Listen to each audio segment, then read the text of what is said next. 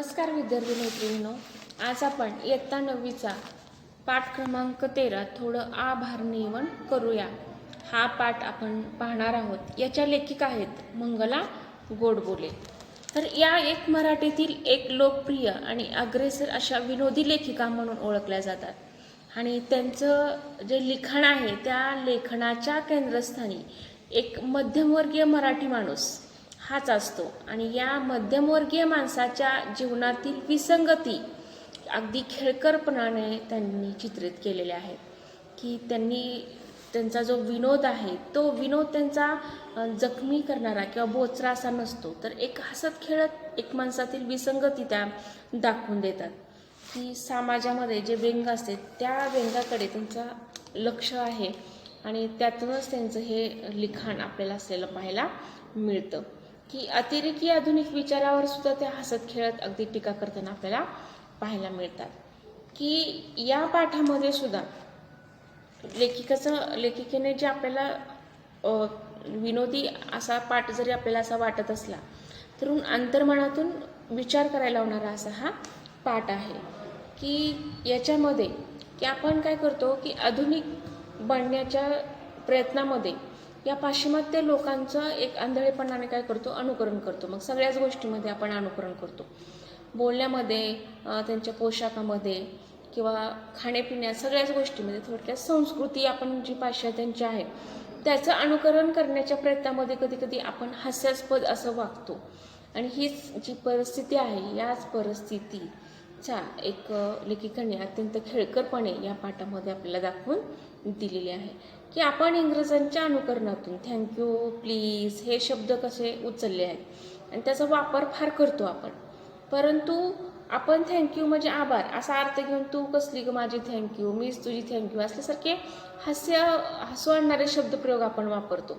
म्हणजे थोडक्यात समाजातील या विसंगतीचे मजेदार वर्णन लेखिका आपल्याला या पाठामध्ये घडवतात। तर सुरुवातीला जो आहे याच्यातला आपण पाठ पाहिला होता थोडासा, इथून सुरुवात करूया। रोजच्या व्यवहारात पाहायला गेलं तर माणसं अगदी क्षुल्लक करण्यासाठी एकमेकाचे आभार मानताना दिसतात। नुकतं बोलायला लागलेल्या मुलालाही सर्वात पहिल्यांदा थँक्स, थँक्यू वगैरे मागायला शिकवतात। हातावर चॉकलेट ठेवलं थँक्यू, पापा घेतला थँक्यू, उंचारूंचीचे त्याचा हात पुरत नाही तिथली वस्तू काढून दिली थँक्यू। की आपण काय करतो, आपले जे दैनंदिन व्यवहार असतात त्या व्यवहाराची सुरुवात आपली ह्या शब्दाशिवाय होतच नाही। मग आपण दिवसभरामध्ये जर आपण मोजले की दिवस मोजा तुमचे की दिवसभरामध्ये तुम्ही किती वेळा थँक्यू म्हणता, किती वेळा प्लीज म्हणता, किती वेळा सॉरी म्हणता, म्हणजे हे जे आहे आपण किती म्हणजे क्षुल्लक करण्यासाठी आपण थँक्यू म्हणतो की जिथं खरंच थँक्यू म्हणायची गरज नसते अशा गोष्टीसाठी सुद्धा आपण थँक्यू म्हणतो।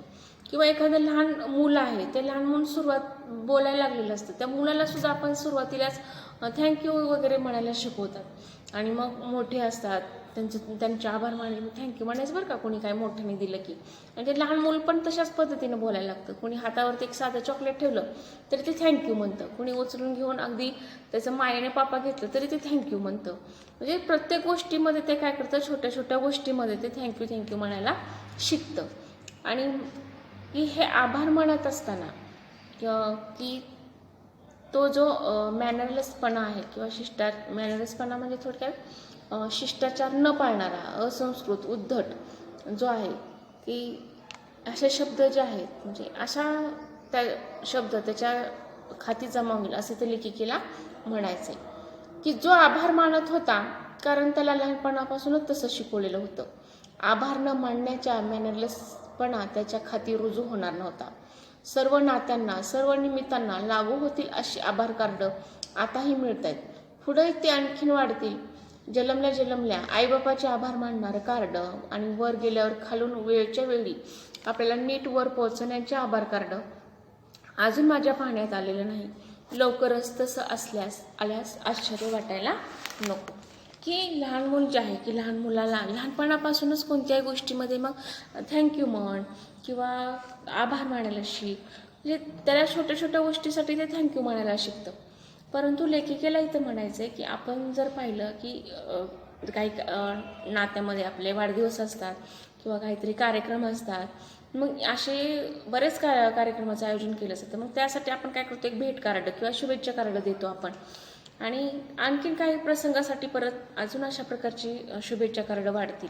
परंतु लेखिकेला असं म्हणायचं की आपण जेव्हा आई वडिलांच्या पोटी आई बापांचे पोटी जन्म घेतो किंवा आपण जन्मले आपण काय आई बाबाचे आभार मानत नाही, किंवा तुम्ही आम्हाला जन्म दिला म्हणून आपण त्यांचे तिथं लगेच आभार मानत नाही, किंवा अगदी घरी गेलं तरी आपण काही छोट्या छोट्या गोष्टीसाठी आईचा आभार मानत नाही, की आईनं सकाळपासून आपल्यासाठी जेवण बनवलेलं असतं का, घरी जाऊन तुम्ही म्हणता आई माझ्यासाठी एवढं खाऊ जेवण बनवलं आहे, तुझा आभार किंवा तुला थँक्यू असं म्हणत नाही कधी. किंवा लहानपणापासून माझा आतापर्यंत एवढा छान सांभाळ केला, तुझं थँक्यू असं आपण कधी म्हणत नाही.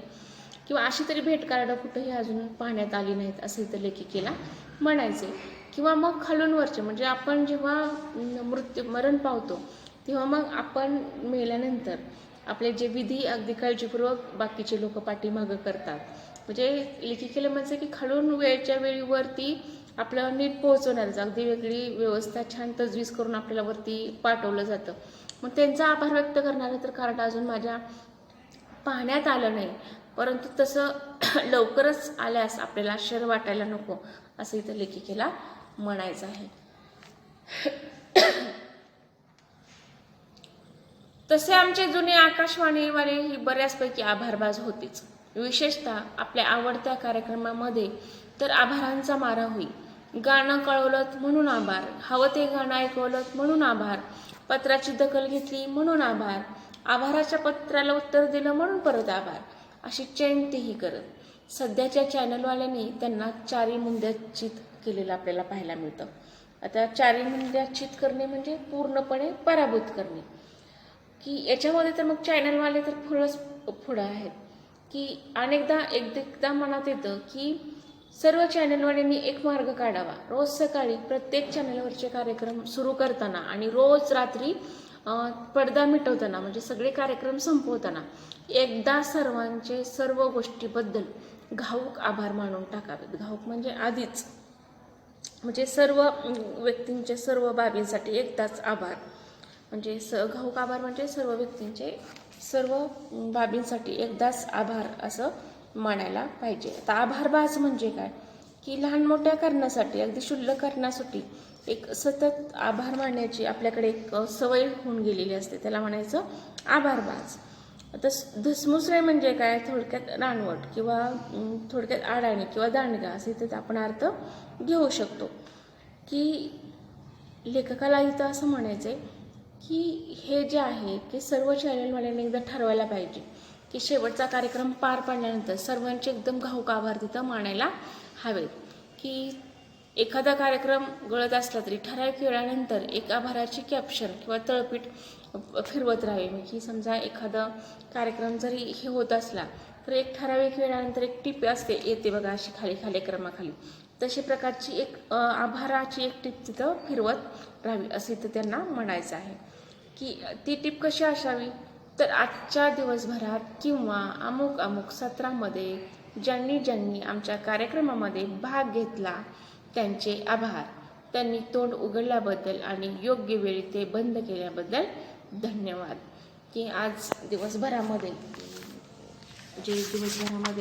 या कार्यक्रमामध्ये सहभागी झालेले आहेत की त्यांनी त्या कार्यक्रमामध्ये भाग घेतला, की अशा लोकांचे सुद्धा आभार.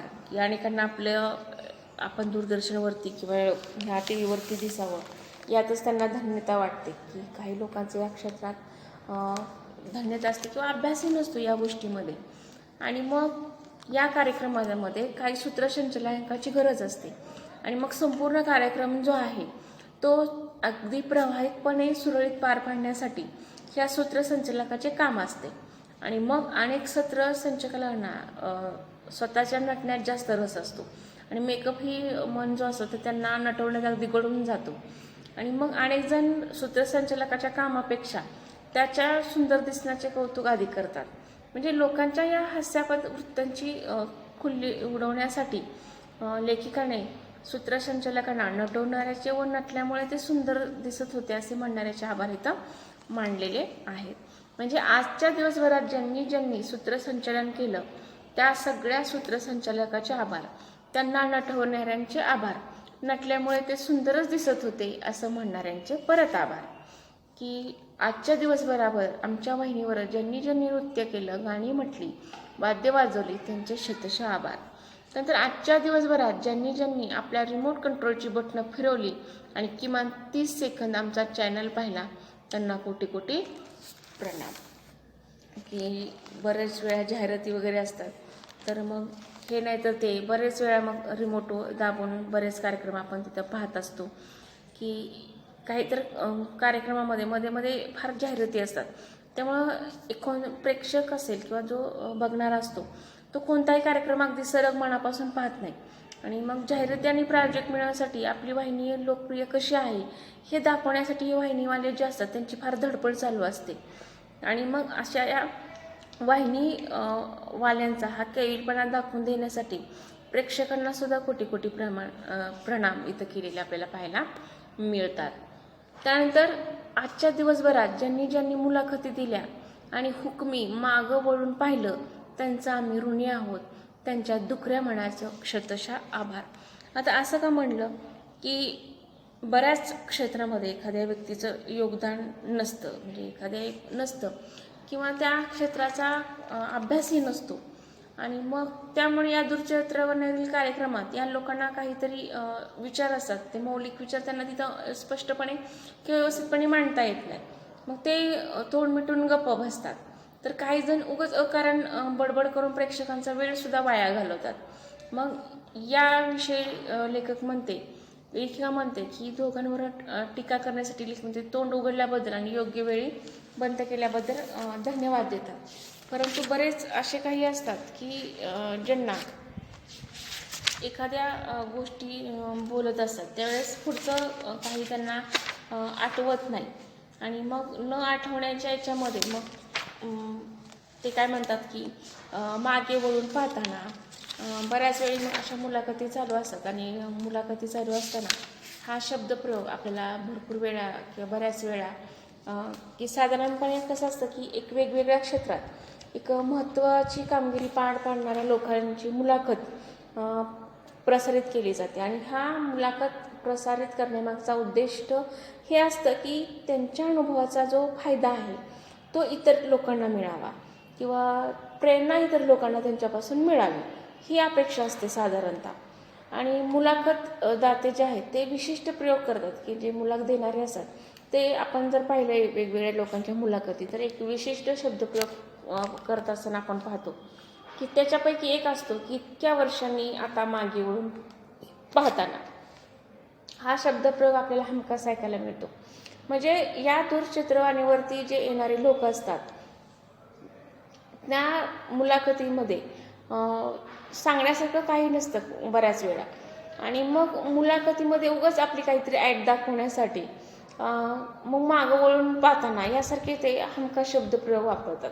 आणि मग यांची खिल्ली उडवण्यासाठी लेखिका हे वरील वाक्य वापरतात की मागे वळून पाहिलं असं म्हणणाऱ्याचं ऋणी किंवा त्यांचं जे मनामध्ये त्यांच्या दुखऱ्या मानांचे शतशः आभार असं लेखिका इथं म्हणून जाते. तर आज आपण इथंच थांबणार आहोत की पुढच्या तासाला आपण राहिलेला भाग पाहूया. धन्यवाद.